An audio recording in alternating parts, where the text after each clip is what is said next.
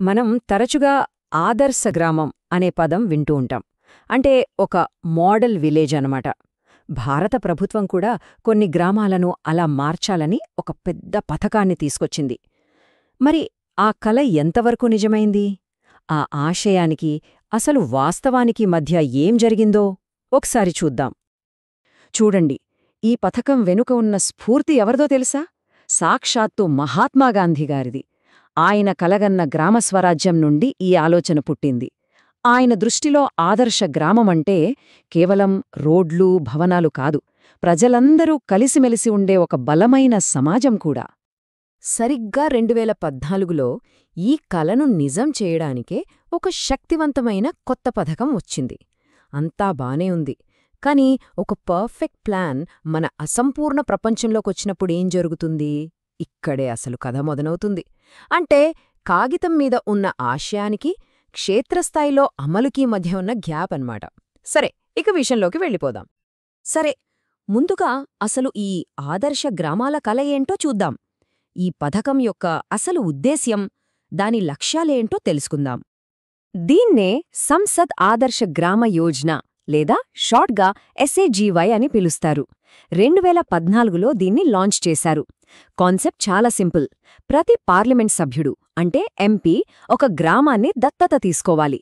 ఆ గ్రామాన్ని ఒక ఆదర్శ గ్రామంగా అంటే ఒక రోల్ మోడల్గా మార్చాలి.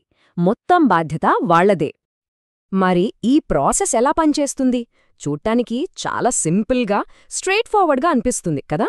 ఫస్ట్ స్టెప్, ఎంపీ ఒక గ్రామాన్ని సెలెక్ట్ చేసుకుంటారు. ఆ తర్వాత ఊరి ప్రజలతో కలిసి ఒక డెవలప్మెంట్ ప్లాన్ తయారుచేస్తారు. మరి డబ్బులు? దానికోసం ఆల్రెడీ ఉన్న ప్రభుత్వ పథకాల నిధులను వాడుకుంటారు. ఫైనల్గా ఆ ఆదర్శ గ్రామం పక్క గ్రామాలకు ఒక ఇన్స్పిరేషన్గా నిలవాలి. ఇది ప్లాన్. ఇక్కడ మనం గమనించాల్సిన విషయమేంటంటే, ఈ ఆదర్శ గ్రామం విజన్ ఎంత పెద్దదో చూడండి. ఇది కేవలం రోడ్లు వేయడం, బిల్డింగులు కట్టడం గురించి మాత్రమే కాదు.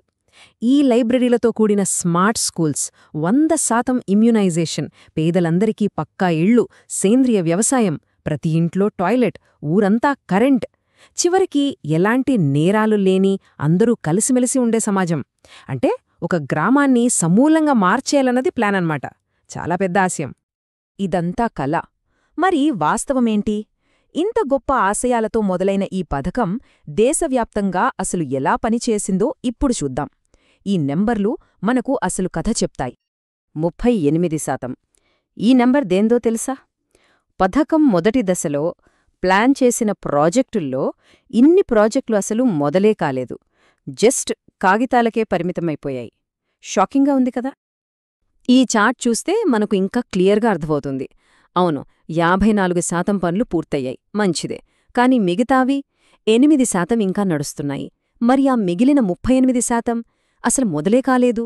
అంటే దాదాపు సగం పనులు అనుకున్నట్టు జరగలేదన్నమాట. ప్లాన్కి, రియాలిటీకి మధ్య ఎంత పెద్ద గ్యాప్ ఉందో చూడండి. సరే, ప్రాజెక్టుల సంగతి అది. మరి ఎంపీల సంగతేంటి? వాళ్లలో ఉత్సాహం ఎలా ఉంది? చూడండి, మొదటి దశలో 700కు పైగా గ్రామాలను దత్తత తీసుకున్నారు. రెండవ దశకు వచ్చేసరికి ఆ సంఖ్య 447కు తగ్గింది. ఇక మూడవ దశలో అయితే కేవలం 124 మాత్రమే. అంటే రాను రాను ఈ పథకంపై ఎంపీల ఆసక్తి కూడా బాగా తగ్గిపోయిందని నంబర్లు స్పష్టంగా చెప్తున్నాయి. ఇప్పటిదాకా మనం దేశవ్యాప్తంగా ఉన్న పరిస్థితిని చూసాం. నంబర్లు, పర్సెంటేజ్లు ఇవన్నీ ఒక కథ చెప్తాయి.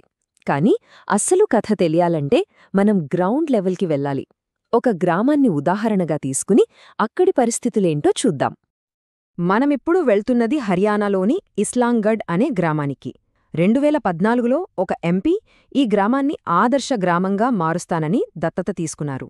మరి ఆ తర్వాతేం జరిగింది? ముందుగా ఆ ఊరి గురించి కొన్ని బేసిక్ డీటెయిల్స్ చూద్దాం. జనాభా సుమారు 4000. ఇందులో ఎక్కువ మంది ఓబీసీలు.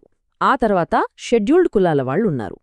ఈ సామాజిక సమీకరణం అంటే ఈ క్యాస్ట్ బ్రేక్డౌన్ తర్వాత మనం చూడబోయే కథలో చాలా చాలా ముఖ్యం. గుర్తుపెట్టుకోండి. ఇక్కడే అసలు విషయముంది. ఆ ఊరి సామాజిక భౌగోళికత చాలా విచిత్రంగా ఉంటుంది. అంటే షెడ్యూల్డ్ కులాల వాళ్ల ఇళ్లన్నీ ఒక ప్రత్యేకమైన ఏరియాలో ఒక కుగ్రామంలా ఉంటాయి. అది కూడా ఎక్కడో తెలుసా? ఊరి మురుగునీరంతా వచ్చి చేరే ఒక పెద్ద, కలుషితమైన చెరువు చుట్టూ. ఈ భౌతిక విభజనే అభివృద్ధిలో వివక్షకు ఎలా దారితీసిందో ఇప్పుడు మనం చూడబోతున్నాం. ఇప్పుడు మనం నేరుగా ఆ కేస్ స్టడీలోని కీలకమైన విషయాలపై దృష్టి పెడదాం. అభివృద్ధి ఫలాలు అందరికీ సమానంగా అందాయా, లేక వివక్ష జరిగిందా చూద్దాం. పరిశోధకులు ఆ ఊరికి వెళ్ళినప్పుడు వాళ్లు ఎవరినడిగినా, చివరికి సర్పంచ్నడిగినా సరే ఒక్కటే సమాధానం వచ్చింది: అయ్యా, ఇక్కడ ఏ పనీ జరగలేదు అని. కారణమేంటనడిగితే డబ్బుల్లేవు అని చెప్పారు.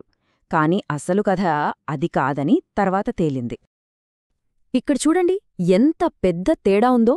రూల్స్ ప్రకారం గ్రామ అభివృద్ధి ప్రణాళిక ఊరి ప్రజలందరితో కలిసి తయారుచేయాలి. కాని రియాలిటీ ఏంటి? అసలు తమ ఊరికి ఒక ప్లాన్ ఉందని కూడా అక్కడి ప్రజల్లో చాలా మందికి తెలియదట.